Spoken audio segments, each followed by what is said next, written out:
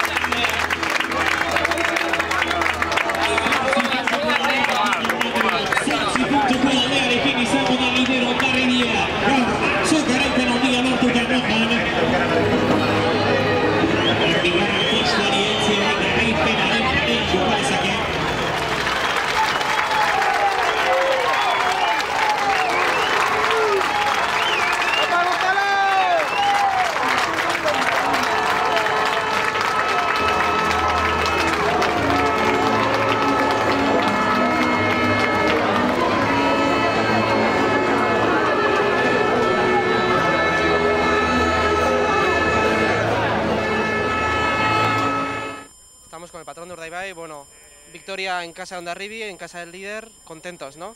Sí, muy contentos. Siempre es bonito ganar banderas y pues en un sitio así, en un pueblo histórico se lleva haciendo mogollón de regatas, pues más todavía. Y ahora pensando en vosotros en la clasificación, ¿llegaréis a remar en casa, en Bermeo? No, eso ya, por lo menos nosotros ya lo tenemos descartado, luego puede pasar lo que sea, pero creo que es imposible ya. Nosotros vamos regata a regata, nos quedan 2 y luego iremos a por la Concha. El objetivo ahora, ya que no podéis remar en casa en esas 2 últimas regatas de la liga, ahora pensar en la Concha. Sí, está claro. Primero tenemos 2 regatas en Bilbao y ya sabemos que hay un mogollón de diferencias y... ¿Has sacado eso? Bueno, sabemos que hay un mogollón de diferencias y bueno, iremos a hacer nuestra regata y luego por la Concha. Estamos concienciados y iremos a por ella. Vale, mi esker. Oso ondo, eskerrik asko. Ibon Gaztaina speaking gaude, EITB-ko kazetari, nola ikusi duzu gaurko estropada? Bueno, Hondarribiko estropadaren bere berezitasuna ditu, eta nik uste berezitasun hori denak gaur ageri ingatu jala. Hemen Bidasoa ibaia hementxe itxasoratzen da, gaur baina Maria bizizian, ura beti gora, aiziare frantzesa jarrio, eta nik uste, estropa oso politia ikusi deula. Urdeibeik bandera eraman du, nik uste dut bere estropa ikononen gabe, hau baina estropa dobiak inditula. Eta bestetik itxeko treneruak estropa harrigarri egin du. Gaina normalen lehenbiziko luzen da gehixio kostatzen zaio, eta gaur ja lehenbiziko luzen buskatu du estropa.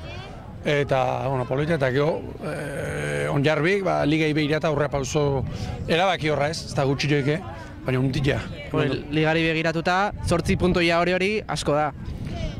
Karo, asko lehen hori zazpizan zituen Hondarribik eta hori jok ere bai, eta hori irauli egintzen, baina gero eta estropa gutxillo gehatzen dira, eta batez ere Hondarribitarrentzat ona 8 puntuko koltsoiri, baina itxura eman duena, eta nik uste dut urte oson zehar zauzko astebuka erakenduta, eta Espainiko txapelketako laun bat akenduta, Hondarribiaren doaili gaundeinetako gaundeina dela fidagarritasuna. Oso gutxitan utxe iteu, eta nik uste dut alde hau eukita liga nahiko berde ikustetela. Lau estropada geritzen dira, Kontxako bandera, orain dator saltza hori Kontxa, liga... Bueno, saltza dator arra munduko jendian zatez, normalen arra unea abuztu horretik aurrea eta irailen hurbiltzen zen jendian zapai. Hor gauden ontzat, batzuk guretan beste hemen, beste zuzendaritzan hori aspaldia zila do, eta irailare bator eta ikusten dena da lau treneru, Kontxera bazteko aukerakin, eta nik uste San Miguel Liga ez bezala, Kontxa lau zosketa izango ja, osteguneko zelkapeneko zosketa, gero tanda zosketa, eta pikandetako kale zosketa, hor suerte gabe dabilenak, iztu emango banderik. Vale, mi esker, Ibon. Vale, suerte.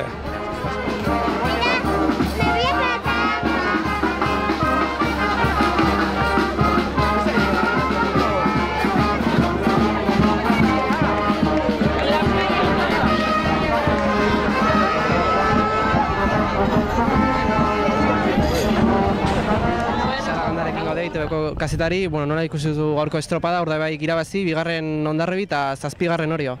Gaurko estropada erabat baldintzatuta egon da egurialdiko baldintzengatik, haizea egon da, gero korronte pixka bat ere bai, eta horrek mesede egin die lehendabiziko txandako traineruei, hortaz Urdaibaik erabandu garaipena.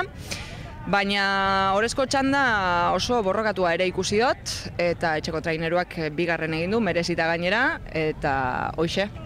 Zaren ligan 8 puntuko aldea, Hondarribirentzat, nola ikusten zu, Hondarribirentzat liga edo oraindik lau estropada horiok zerbait egin dezake? Asko dago jokoan oraindik eta puntu asko daude jokoan. Nik uste dut 8 puntuko aldea alde handia badela, baina horrek ez du esan nahi horiok ez duela porrokatuko garaipena eskuratzeko San Miguel Liga hontan. Lau estropada berezi, xarma hori saltza, liga irabazteko.